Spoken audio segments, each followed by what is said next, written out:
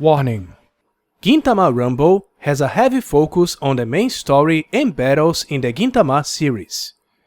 So, if you ever plan to read or watch this series in the future, and if you hate spoilers, you may consider skipping this video.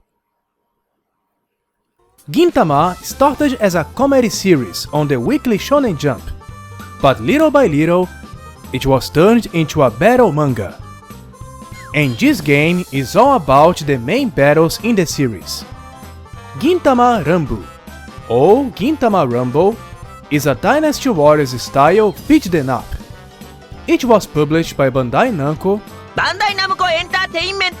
and developed by Sunsoft Corporation. The main campaign jumps right to when Gintama starts to get all serious and filled with battles.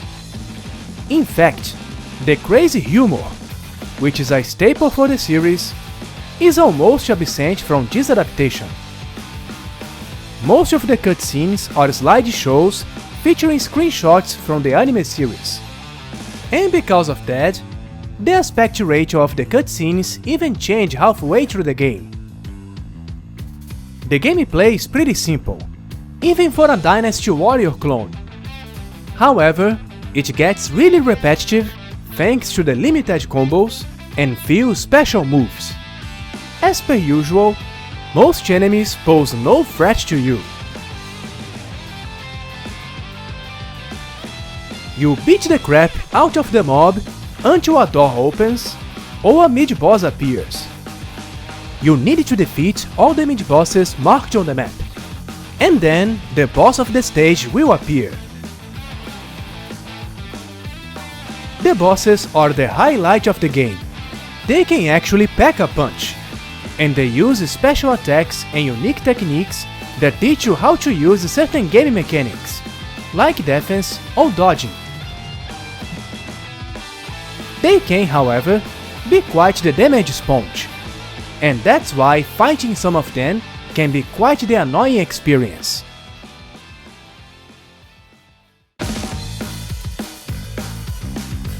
The graphics are pretty good, even if you are playing the Vita version, except for some stages where the textures and frame rate get a huge downgrade, but those stages are very rare. All characters look very faithful to the anime versions, with lots of poses and expressions.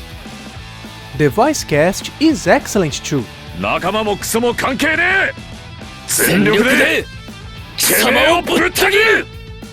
It features all the famous seiyuu from the TV series. I think they had to dub all their lines again. Gin-san! 本当に置いてくつもりですか? そんなに空いたきゃ戻ってこい Which is surprisingly not an uncommon practice in the Japanese industry. The music is also pretty good actually. It has a pop rock feel to it. The tracks are fairly long, use real instruments, and are quite catchy. I like it. Overall, this is actually one of the best Sunsoft titles in years, despite the simple gameplay. After all, the focus is on the fan service. No, not that kind of fan service. If you are a fan of the series, this game will not disappoint. You'll get to experience all the main arcs and battles first-handed, and most of the important characters are playable. If not, they appear as assistants. You also get to customize your favorite characters, changing their clothes, one-liners, and upgrading their attributes. On the other hand, if you are new to the series, this isn't a good starting point. It's one of those games where the developers assume the players are already familiar with the setting. There is a narration that explains the basic plot, but it's hardly enough.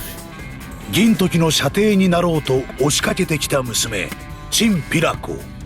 Still, if you are interested, I recommend to import the Asian version, which features English subtitles.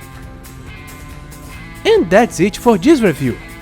But if you still have questions about Gintama Ranbu, or if you have suggestions for future reviews, just leave a comment. Thank you for watching. Bye!